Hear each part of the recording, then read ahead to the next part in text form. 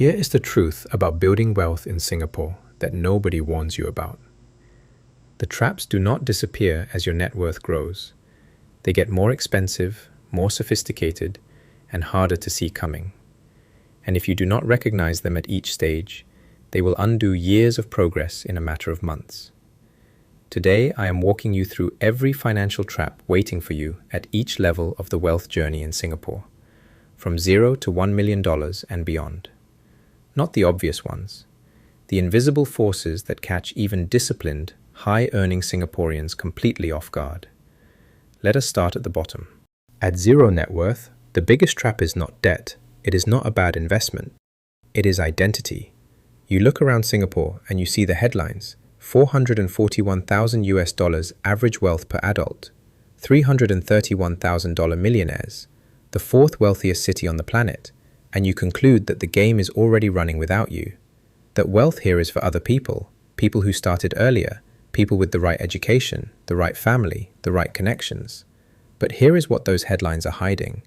The Ministry of Finance's own 2026 data puts average household net worth at $1,755,000. Sounds extraordinary until you look at where that money actually sits. 56% of it is property equity, 22% is CPF.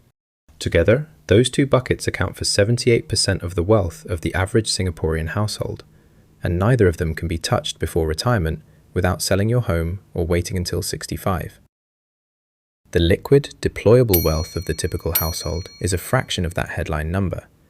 And even more telling, 60% of Singaporean workers are living paycheck to paycheck, according to ADP Research published in 2025. That is the highest proportion in the entire Asia-Pacific region, above China, above South Korea, above Indonesia. Singapore is simultaneously the fourth wealthiest city in the world and the most paycheck-to-paycheck nation in the region. Both things are true at the same time. The wealth you see around you is largely illiquid, largely locked up in walls people live in, and largely funded by decades of compulsory savings that nobody chose to set aside voluntarily. You are not as far behind as you think. The game is not over. Once you push past zero and start building toward your first $20,000, the trap shifts. Now it is impatience. You save $300 a month. After 4 months, you have $1,200.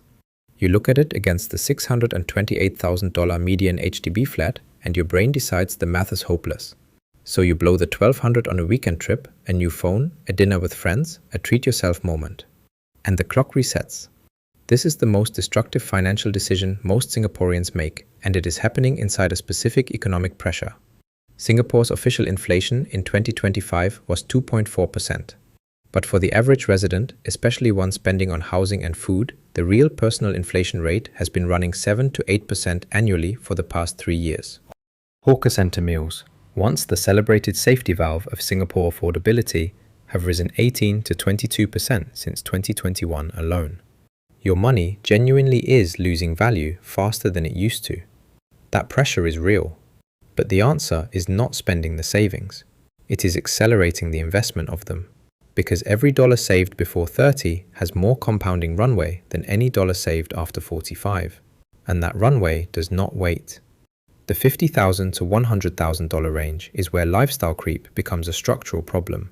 And this is where Singapore has a specific trap that almost every other country in the world does not. It is called the Certificate of Entitlement, the COE. A Toyota Corolla in the United States costs around $22,000. The same car in Singapore costs approximately 160,000 Singapore dollars after COE, additional registration fee, registration charges, and dealer margin. The COE premium for a Category A car, which covers most standard family sedans, closed at $102,000 in January 2026. That is the cost of the right to own the car before you have paid for the car itself. Running a car in Singapore costs over $10,000 every year in insurance, parking, electronic road pricing, fuel, and maintenance. Total 10-year cost of ownership for a standard family vehicle in Singapore, $250,000 to $350,000 conservatively. That same amount invested in a globally diversified ETF at 7% annual returns for 10 years produces approximately $490,000. The car leaves you with a zero-value piece of metal at the end of the COE period. The investment leaves you with near $500,000, and yet the moment Singaporeans earn more, the car becomes the first upgrade. Not because they genuinely need it, because the MRT network covers the entire island and continues expanding, but because a car signals arrival. It signals that you have made it. And that social signal costs you decades of compounding in exchange for 10 years of parking stress and ERP bills. Lifestyle creep in Singapore looks different from every other country. It is not just the daily coffee upgrade, it is the COE. It is the private condo instead of the resale HDB. It is the restaurant 4 nights a week because you can now. Each decision individually feels like a reasonable reward for hard work. Combined, they eat every single dollar of every pay rise you ever receive. Once you cross $100,000, the next trap appears. It is seductive and it disguises itself as wisdom. It is called premature optimization. You start spending weekends comparing CSPX against VWRA. You analyze the expense ratio difference, 0.07% versus 0.22%. On $100,000, that difference is 150 Singapore dollars per year. You then spend 4 months deciding whether to use interactive brokers or tiger brokers. Meanwhile, the difference between saving 20% of your income versus 35% is $17,000 annually at the median Singapore household income. One decision that takes 5 minutes. The other decision that takes 4 months and yields nothing. The trap here is mistaking activity for progress. You can have the perfectly optimized portfolio with the lowest possible expense ratio, held in the most tax-efficient brokerage, and still build less wealth than someone who bought VWRA through any platform, set up a monthly recurring investment, and never looked at it again for 10 years. At $100,000, the most important financial move available to you is not finding the right ETF. It is topping up your CPF retirement account by $8,000 before the end of the tax year, collecting $8,000 in immediate income tax relief, and letting 4% guaranteed interest work on the balance for the next decade while you focus on earning more. Between $100,000 and $500,000, the comparison trap explodes. And Singapore is one of the most hostile environments on the planet for this particular vulnerability. 89% of millennials and Gen Z in Singapore make financial decisions under the direct influence of social media, according to Hashmeta's 2025 research. You watch someone your age announce on LinkedIn that they upgraded from an HDB to a condominium in District 10. You see a colleague pull up in a Category B car that cost $120,000 in COE alone. You see another friend announce their second investment property, and your diversified ETF portfolio, growing steadily and quietly at 7 to 8% per year, suddenly feels embarrassing. This is where disciplined Singaporeans make the most expensive decisions of their financial lives. They redirect money away from compounding assets to match a lifestyle they saw on a screen, without knowing the debt levels, the family transfers, or the financial stress sitting behind that curated image. The emotional cost of comparison does not just sting. It permanently redirects capital away from the trajectory that actually builds wealth. At $500,000, the complexity trap arrives. Your finances are no longer simple. You have CPF accounts at different stages. You may have investment properties with ABSD exposure. You have share portfolios, possibly an SRS account. And now the tax and structural implications are genuinely consequential. For Singaporeans investing in a second property, the additional buyer's stamp duty for citizens buying their second residential property sits at 20%. On a $1 million property, that is $200,000 paid immediately to the government on top of the purchase price before a single dollar of rental income arrives.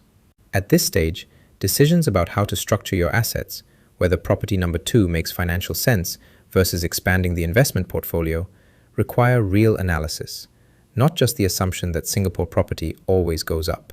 This is also the level at which market corrections start feeling personal.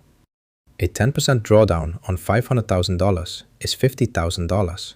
You can see that number clearly, and the psychological pull to move to cash, to stop contributing, to wait for things to settle is overwhelming.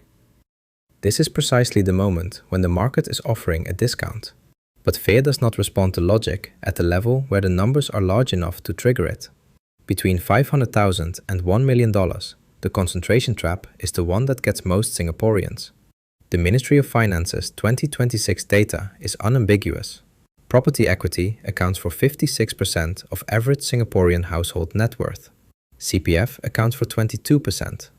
That means 78 cents of every dollar of average Singaporean wealth is sitting in just two assets. Both illiquid, both in Singapore, both subject to the same local market conditions simultaneously. HDB flats are not freehold. They are 99-year leaseholds, and the clock started ticking the moment the estate was built. Flats with fewer than 60 years remaining on the lease trade at a significant discount and are harder to sell. The generation currently in their 40s and 50s is treating their HDB as a primary retirement asset without fully accounting for the lease decay that will affect valuation precisely when they most need to monetize it. The Singaporeans who navigate this well start building a parallel financial portfolio alongside their property and CPF much earlier than feels necessary. VWRA, CSPX, iEdge S-REIT ETF, Singapore Savings Bonds. Not because property is bad, because single asset concentration in any country, in any asset class, is the most reliable way to undo decades of savings in a single market event. And at $1 million and beyond, the most counterintuitive trap of all arrives. It is comfort. You have made it. By the most widely cited definition in financial media, you are a millionaire. Singapore has 331,000 of them, and you are now one. And that feeling of arrival is exactly what stalls the next decade of growth.